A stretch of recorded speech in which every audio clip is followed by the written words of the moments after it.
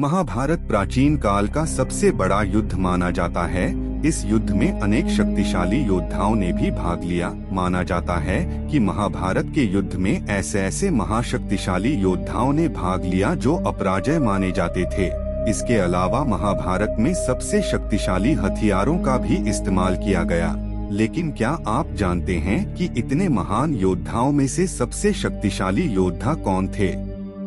आइए जानते हैं कि महाभारत के युद्ध में 5 सबसे शक्तिशाली योद्धा कौन थे।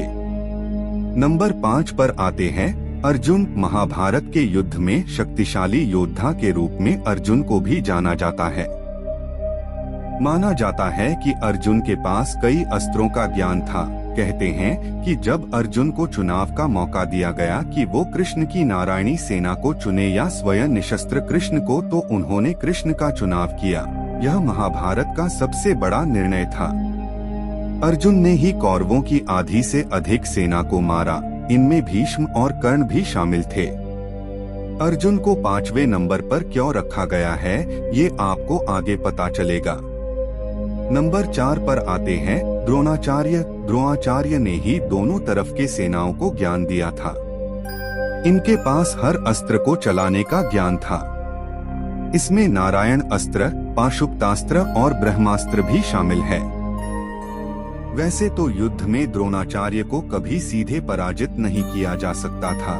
तब श्री कृष्ण ने भीम से कहकर एक अश्वत्थामा नामक हाथी को मरवा दिया और हर तरफ खबर फैला दी कि अश्वत्थामा मारा गया।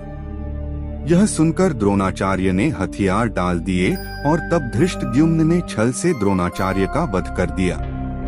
नंबर 3 पर आते हैं कर्ण। दानवीर कर्ण को उनके कवच और कुंडल के साथ कभी भी हराया नहीं जा सकता था। कहते हैं कि पहले छल से कर्ण के कवच कुंडल का त्याग करवाया गया।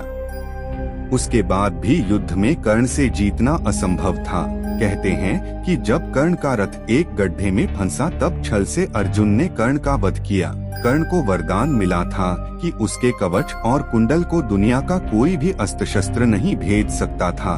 कर्ण ने युद्ध में नकुल, सहदेव, युधिष्ठिर और भीम को भी हराया था, लेकिन उन्हें मारा नहीं, क्योंकि कर्ण ने प्रतिज्ञा की थी कि वो सिर्फ अर्जुन को छोड़कर अपने भाइयों को नहीं मारेगा। नंबर 2 पर आते हैं भीष्म। महाभारत के युद्ध में भीष्म को हराना असंभव था। भीष्म को वरदान मिला था कि उनकी जान उनकी इच्छा के विरुद्ध नहीं ली जा सकती थी। 10 दिनों तक युद्ध में पांडव भी समझ चुके थे कि भीष्म को हराना असंभव है। कहते हैं कि भीष्म ने महर्षि परशुराम को भी हराया था, जो कि विष्णु के अवतार थे। तब शिखंडी को आगे कर अर्जुन ने भीष्म पर सैकड़ों बाण दागे और भीषण तीरों के बिस्तर में फंस गए। तब उनकी अपनी मर्जी से उन्होंने अपनी देह त्याग दिया। नंबर 1 पर आते हैं श्री कृष्ण। महाभारत के सबसे शक्तिशाली योद्धा श्री कृष्ण थे।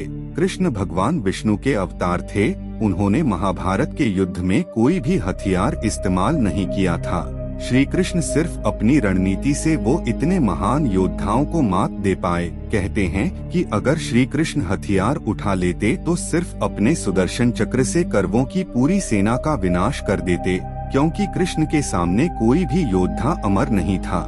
महाभारत में श्री कृष्ण ने अर्जुन को अपना विराट रूप भी दिखाया था।